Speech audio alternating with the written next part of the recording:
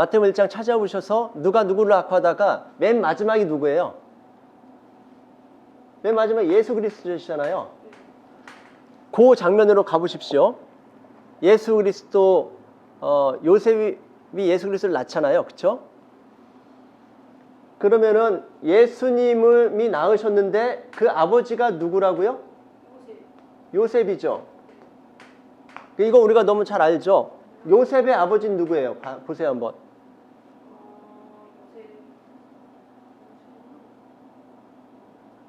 요셉의 아버지 야곱이죠. 아니 이 구약 창세기 나오는 야곱과 요셉이에요? 아니죠. 예수님 탄생하실 때에 요셉과 야곱이잖아요. 이거 보신 적 없죠? 얘기 들으신 적 없을걸요? 저도 없었으니까. 저도 누구한테 들어본 적이 없어요. 근데 성경을 읽다가, 그러니까 언약적 관점이 열리고 언약적 관점으로 성경을 읽다가 발견하는 것들이에요. 읽다가 보니까 생전 염두에도 안 뒀었던 예수님, 예수님의 아버지 요셉까지는 우리가 인식을 해요. 그래서 뭐 요셉의 스토리로 알고 있죠. 마리아와 요셉의 스토리. 마리아가 이제 약혼하고 결혼하지 않은 상태에서 애를 뵌 것에 대해서 뭐 이런 스토리만 기억하는데 어느 날 읽다 보니까 요셉의 아버지가 야곱이네? 여기서 제가 한번 이렇게 그 펀치 한 방을 맞은 것 같은 그런 느낌이 있었어요. 뭔지 아시겠습니까? 예수님은 누구의 자손으로 와요? 누구의 자손으로 왔어요? 예수님은 다윗의 자손이죠. 유다 지파의 그 다윗의 자손으로 와서 지파적으로 누구 지파예요? 어느 지파예요? 유다죠. 근데 굳이 성경에는 그의 아버지의 이름이 요셉인데 여기까지는 그냥 넘어가는데 굳이 또 그의 아버지 요셉의 아버지는 야곱으로 나와요. 그러면은 언약적인 관점을 가지고 그 언약적인 관점을 성경을 보는 습관이 되어 있는 사람만이 이게 이렇게 연결이 되는 거예요. 창세기로. 야곱의 언약이 누구에게?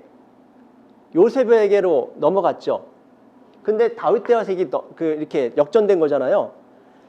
그런데 이건 맞는데 이게 또 그렇다고 틀어진 게 아니잖아요. 근데 굳이 아버지 이름이 요셉이고 그 아버지 이름이 야곱이에요. 이해되세요? 그래서 이걸 통해서 우리가 갖게 되는 교훈이 뭐예요? 예수님이 완전 구약 때 창세기부터 예표돼서 정해져 있었던 하나님의 바로 그 구원자 예수님이시다. 여러분, 저는 이걸 보면서 쾅 하고 이렇게 도전시키는 듯한 느낌이었어요. 뭐냐면 하나님은 하나님이시다. 하나님은 신실하시다. 하나님은 정말로 지혜로우시다. 사도 바울이 크도다. 하나님의 그 경륜에 하나님의 경륜을 막 찬미하는 그 내용이 나오거든요. 하나님 깊도다. 하나님의 비밀이요. 뭐 이런 그 터져나오르는 송축이 있는데 제 안에 그게 터지더라고요. 크도다. 하나님의 그 비밀, 하나님의 경륜. 여러분 지금 얘기했던 것처럼 그러면 이거는 소멸되고 이제 에브라임을 통해서 흘러가던 아브라함의 언약은 이제는 에브라임이 완전히 에브라임이자 요셉이잖아요. 요셉은 그냥 이제는 제껴지고 그게 다윗에게로 넘어갔다라고 우리가 생각하잖아요. 그리고 이 일반적인 스토리상에서는 그게 맞고 그래서 결국에는 다윗에게 약속하셨던 왕권 언약이 예수님에게서 이루어지고 완성되는 것을 우리가 알고 있지 않습니까? 근데 하나님은 이 약속을 두 라인으로 이렇게 가지고 가시다가 여기에서 예수님은 요셉의 언약과 다윗의 유다의 언약을 통합하시는 분인 거예요.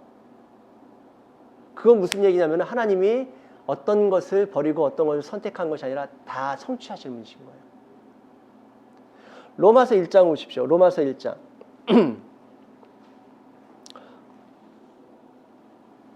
로마서 1장에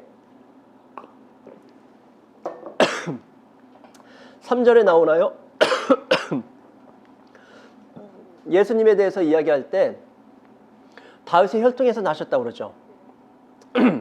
한번 찾으셨으면 읽어주실래요? 내 아들에 관하여 말하면 육신으로는 다윗의 혈통에서 나셨고 성결의 영으로는 죽은 자들 가운데서 부활하사 능력으로 하나님의 아들로 선포되셨으니 곧 우리 주 예수 그리스도시니라. 네, 이상하게 육신으로는 다윗의 혈통에서 나셨고 혈통을 이야기하시는데 그걸로 끝나지 않잖아요.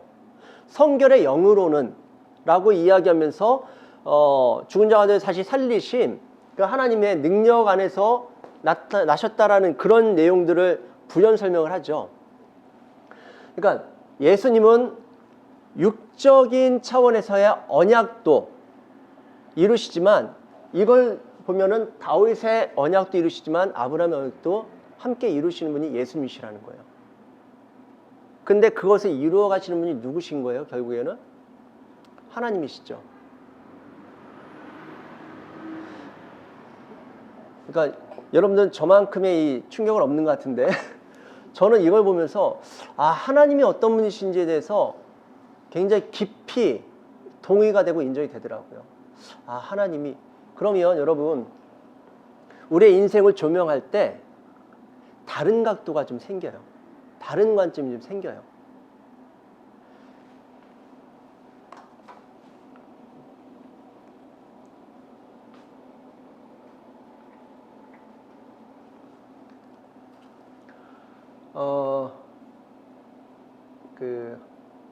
그 뭐죠?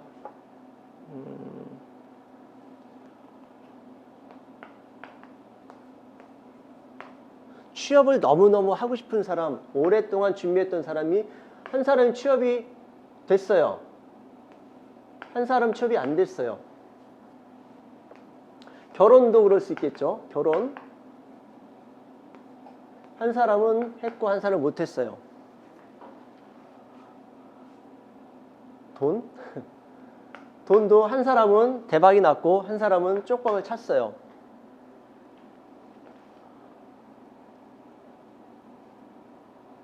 다 같이 기도를 했습니다.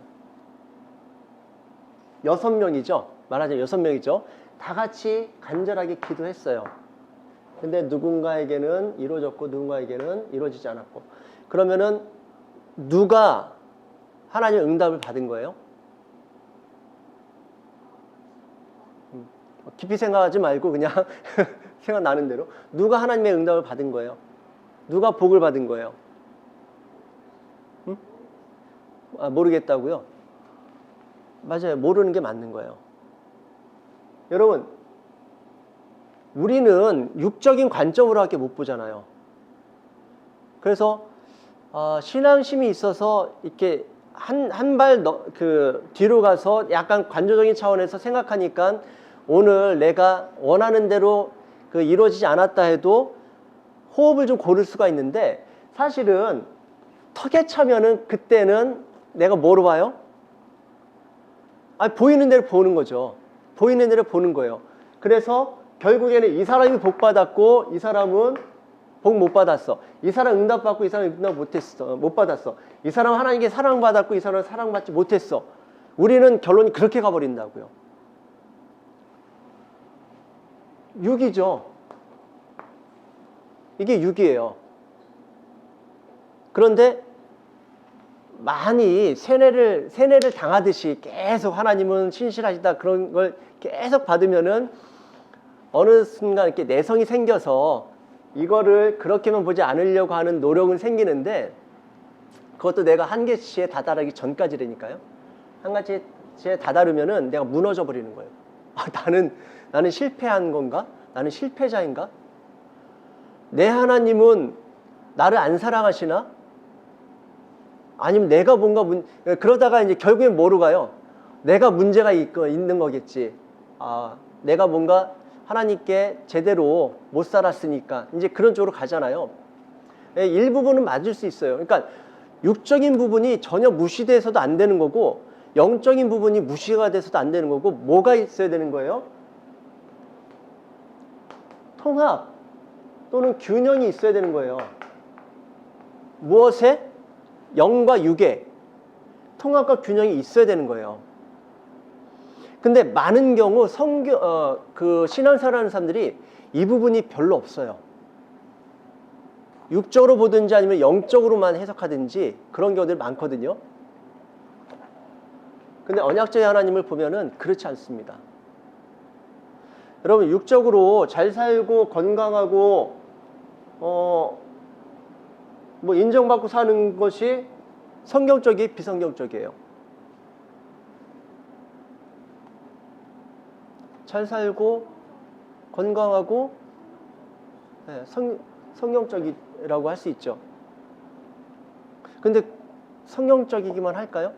그러면 못 살고 그리고 건강도 돈도 없는데 그런 경우도 많잖아요. 돈도 없는데 건강도 안 좋아. 그런데 자식까지 속새겨 막 이런 경우도 많잖아요. 그런 사람들은 그럼 그 성경적이지 않은 건가요? 이게 하나님을 제대로 모르면은 우리는 자꾸 볼 때 육적인 눈으로밖에 못 본다니까요. 어떤 상황이든지 어떠한 상태이든지 그거를 볼 때 육적인 눈으로 볼 수밖에 없죠. 그런데 육적인 눈으로 보면서도 영적인 눈으로 볼 수 있는 이 균형과 통합이 있어야 하나님을 제대로 신앙할 수가 있고요. 그게 어디서부터 오는가? 성경에서 하나님을 그 관점으로 같이 볼 수 있어야, 성경의 많은 스토리들을 하나님의 관점으로 볼 수 있어야 그 관점으로 하나님도 보는 거거든요. 이게 이해될지 모르겠는데 여러분, 내가 하나님을 보잖아요. 그러면 누구의 관점으로 보는 거예요? 누구의 관점으로 봐요? 나의 관점으로 볼 수밖에 없죠. 그러면 하나님으로 보려면 누구의 관점으로 봐야 돼요? 이 하나님을 하나님의 관점으로, 하나님답게 보려면 누구의 관점으로 봐야 될까요? 네, 하나님의 관점으로 하나님을 봐야 하나님이 보여요. 똑같습니다. 성경을 누구의 관점으로 봐야 돼요? 지금은 누구의 관점으로 보고 있습니까? 대부분 나의 관점, 나라는 게 설교를 들어서 알고 있는 나, 또는 경험을 통해서 구축된 나, 결국 나의 관점으로 보게 되잖아요. 그래가지고 내가 이해할 수 있는 차원에서 해석을 하죠. 그거는 성경이에요? 아니면은 히스토리예요? 그건 성경이 아니에요. 누구의 관점으로 성경을 봐야 됩니까? 하나님의 관점으로 봐야 돼요. 제가 볼 땐 그래요. 물론 언약적 관점을 가졌다고 해서 모든 걸 다 그렇게 볼 수 있는가? 그렇진 않아요. 근데 그게 말하자면은 등용문과도 같은 거예요. 그렇게라도 보기 시작해야 그나마 예전에 계속 육적으로 봤었던 성경이 이제 비로소 영적인 눈으로 나의 시선으로 봤던 것을 하나님의 시선으로 조금씩 바꿔가는 첫 출발점 같은 것이더라고요. 그래서 여러분들하고 이제 여러분들의 출발을 돕기 위해서 이 과정을 하는 것입니다. 아까 모세 신해상 언약 나왔고 다윗 언약이 나왔었잖아요. 그 다음에 이제 큰 덩어리로 봤을 때 새 언약이 나오죠. 새 언약은 누구? 어디에서 나와요? 지난 시간에 했던 건데 예레미야서에